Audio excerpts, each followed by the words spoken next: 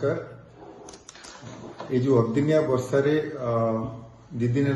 होची धान सबु चाषी मान नष्ट होती बुली बुली बहुत गुड़े चाषी मान सका मिसुची पाखापाखी 100% चाषी माने एफेक्ट होती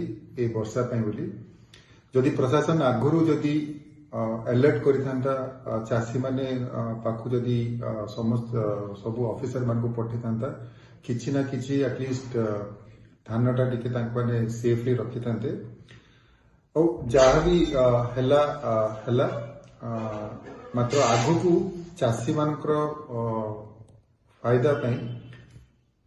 एका सिचुएशन 2011 रू 2012 रे हिथिला मो पाखरे से ऑर्डर टाइले अछि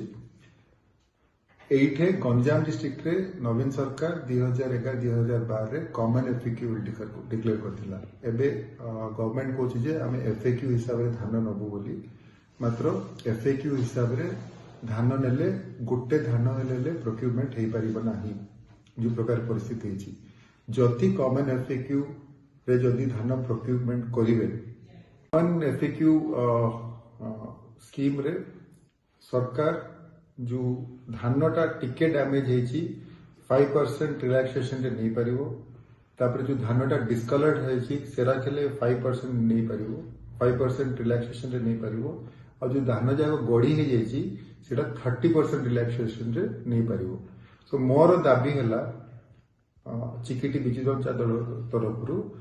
सरकार केमिति हमर गंजाम डिस्ट्रिक्ट जोटे जोटे वर्षा है कि धान खराब होइछि एफएक्यू न करके कॉमन एफएक्यू जदि करिवो चासी मिलर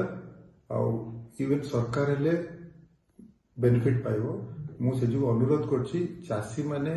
राजरास्ता रु उल्लिबा आगुरु ए पदक्षेप निया जाऊ।